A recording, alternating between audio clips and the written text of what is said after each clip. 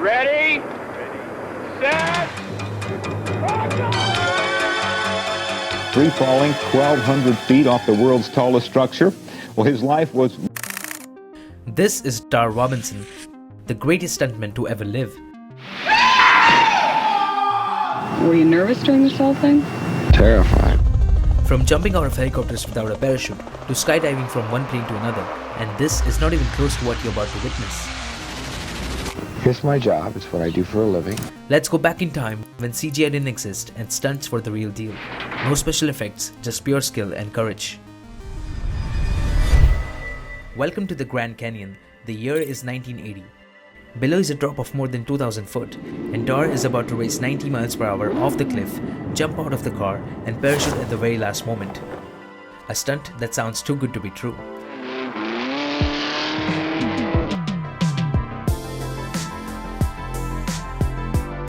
To this day, no one could even imagine to do something close to this. This is the story of a man who changed Hollywood forever.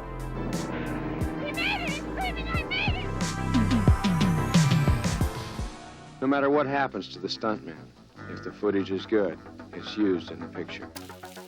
Born in 1947 in Los Angeles, California, at just age 13, Dar made headlines to the cover of Life magazine with his incredible trampoline feats.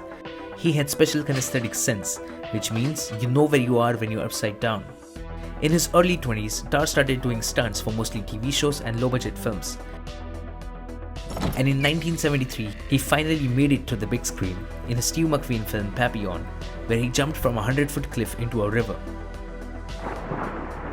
During his 19 years career, Dar made record-setting falls from cliffs, helicopters, buildings and bridges, breaking 19 world records and set 21 world's first, all without breaking a single bone of his body.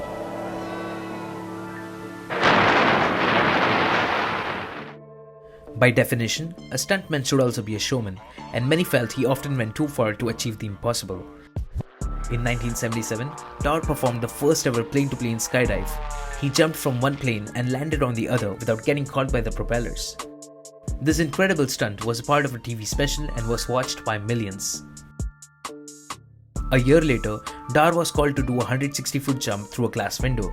The real challenge was doing it backwards and landing exactly in the center. Missing the spot could be fatal.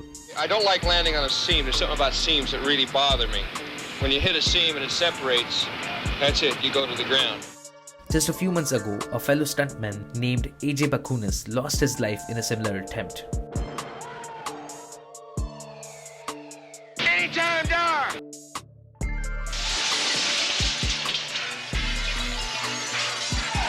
Wait a minute! Back off! You were really backwards.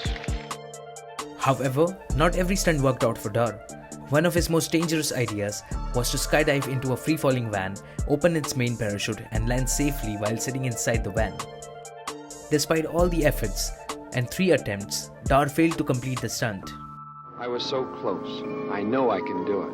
I just need a little more time. Over the next few years, Dar performed several stunts for major films, from fight sequences to bike and car chases.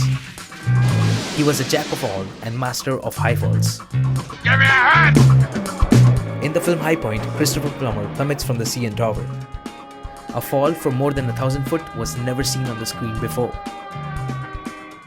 With a parachute under his suit, pulling the cord just 3 seconds before hitting the ground. What were you thinking of when you pushed off? I was hoping it was gonna work.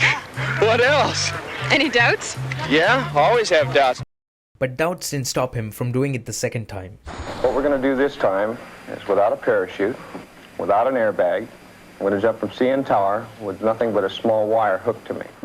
That is the world's tallest freestanding structure, the CN Tower in Toronto, Canada. Once Dar jumps off the ledge, he has no control. Everything depends on his very own invention. It was called the decelerator. It's basically a thin cable with hydraulic system designed to slow down his fall in the final few seconds. But here's the thing, this setup has never been tested in these conditions. During one rehearsal, the braking system failed and the cable snapped. Gusty winds postponed the jump a few more days as safety was Dar's top concern.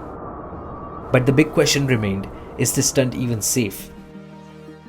And finally, on August 12, 1980, as the world was watching, Dar did the impossible and shocked the world again. Hey, man, I love you guys. Love you, Dar.